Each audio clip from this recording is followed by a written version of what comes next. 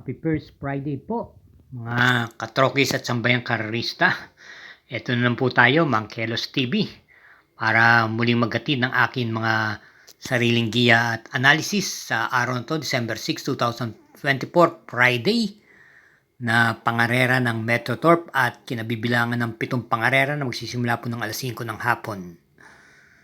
Tulad ng kinagawian, umpisa na po tayo kagad, kaya halina po.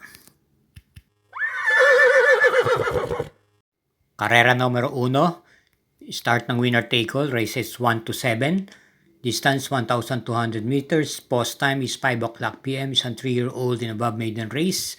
Binubuo po ng 6 na mga kalahok dito. Ating pong pampremera rito yung numero 4 Sahib na may taglay pong tuling at ito'y kinabi na po kay JT Sarate ang renda. Bilang panigunda naman po natin dito yung kalahok numero 2 Star of the Show na veterano na po sa labanan, kumbaga. At ito po'y papanubayan ni C.A. Reyes na ipipacing at pwedeng makipagsabayan din sa unahan. Kaya muli, para rin sa karera numero 1, pampremera numero 4, panigundo numero 2. Karera numero 2, isang class 5, split group 6 to 10, start ng pick 6, races 2 to 7, distance 1,200 meters. Ito po ay meron 7 entries, isang couple di numero 4. At ang ating pong pampremera rito yung kalahok numero 3, Sinag, na papatnubayan po ni Joel Ciego. May angkin tuling at meron din pong pwedeng i-pacing. Bagamat pang-anim lang po siya dumating noong November 29 kay La Republica. Sa akin tingin malaki po ang kanyang panalo rito. Bilang panigunda po natin yung coupled entries numero 4, Top of the Mark, winning shot, na kapwa po may taglay na remate, samantalang yung winning shot pwede po itong i-pacing at pwede rin naman itong makipagsabayan sa unahan. Ito po yung kapwa renda ni C.A. Reyes at J.A. Guse. Kaya para rito sa karera numero 2, ating pumuling pampremera rito yung kalahok numero 3 at panigundo yung coupled entries numero 4. Karera numero 3, start ng pick 5, races 3 to 7. May distansyang 1,200 meters, isang class 5 for non-placers, group 5. At meron tayong 6 entries dito. Bilang pampremera po natin dito, yung isa sa mabilis, yung numero 3, Alup Bambum, na JC De La Cruz po ang rerenda. Ito po yung nakaraan ay dumating lang po ng kwarto pwesa noong November 27 kay Color Blast. At bilang panigunda naman po natin dito yung kalahok numero 2, Eyes of Sunrise, na pirmis po nasa timbangan. At kung ating babalikan yung kanyang mga nakaraang preba noong October 9, siya po ay nakinto pwesto nga po sa kabayong nanalong Lady Juliana. At noong October 2, siya ay dumating po ng segunda kay Brainchild. Rendahan po siya ngayon ni J.D. Flores. Kaya para rito sa karera numero 3, pampremera numero 3, panigundo numero 2. Karera numero 4, start po ng peak 4, races 4 to 7. May distansyang 1,200 meters, ang class 5, split group 11 to 15 with 8 entries. Ang ating pong piling pampremera rito yung kalahok numero 3, Polite Bell. Maganda po ang tinatakbo sa patnubay po ni JB Hernandez. Mukhang nagagamayan po siya nito.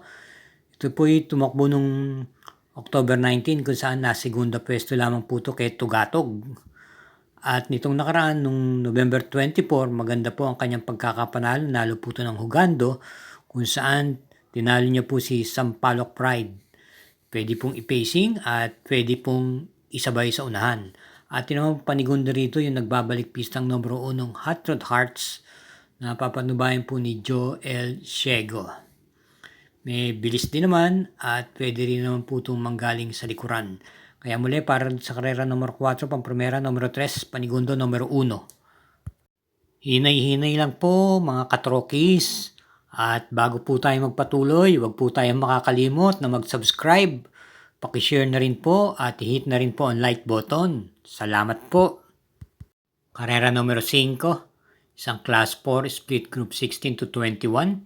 May distansyang 1,200 meters with 8 entries.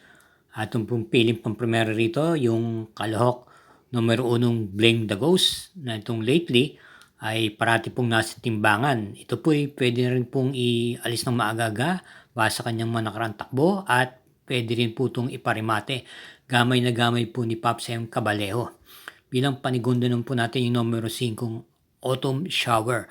Bagamat pangit po ang kanyang pinakita ng nakaraan noong November 27, pampito lamang po dumating kay Super Earth. Pero tulad nga ng aking sinasabi, basta ganar po ito, nasa unahan po ito at malaki po ang tsansang manalo. Kaya muli, para dito sa karera numero 5, pampromera numero 1 at panigunda yung numero 5. Karera numero 6, penultimate race. Ito po ay isang class 5, split group 6 to 10, may distansyang 1,200 meters with 8 entries. Ating pong pampromera rito, yung numero 8, Sun Moon Lake, na rendahan na po ni M.A. Alvarez. May takbong pwedeng iuna at pwede na rin po itong ipacing. Itong November 27, na tersera po siya sa kabayang nanarong Blue Thunder. At bilang panigunda naman po natin dito, indihadong numero 5, Super Spunky. Ito po'y nag-barrier nitong nakaraan nung September 14 at siya ay natersera pwesto lamang po sa naturang yon kina Modern Legacy at Wingheart. Ito po'y may taglay po itong tuling at naipipacing din po itong kabayang to kung ating pong babalikan yung mga unang-una niya pong mga preba.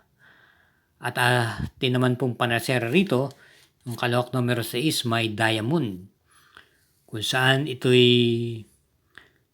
nag-barrier nung November 27, tinalo niya po si Molita.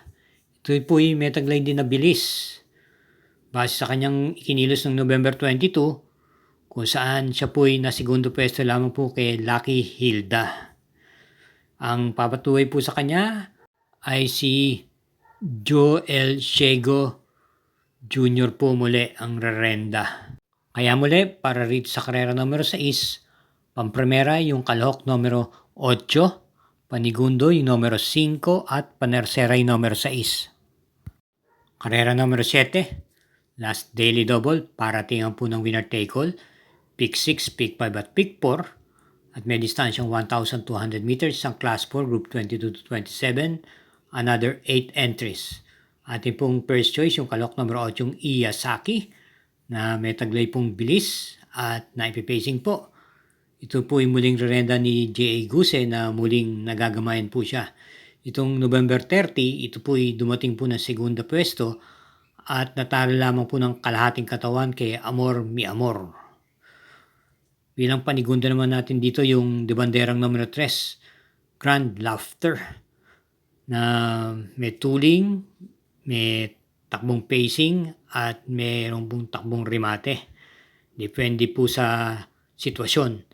Nitong November 29, ito'y dumating po ng terserang dikit sa mga kabayang nanalong Super Earth at nasigundang Beltuna.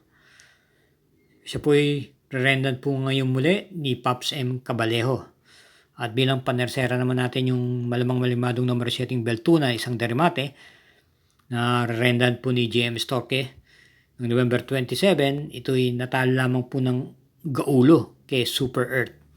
Kaya ang pili po muli natin dito sa karera numero 7, pampremera numero 8, panigundo numero 3 at panersera yung numero 7. Bueno po, mga sambayan karista, ganito na lang po tayo muli.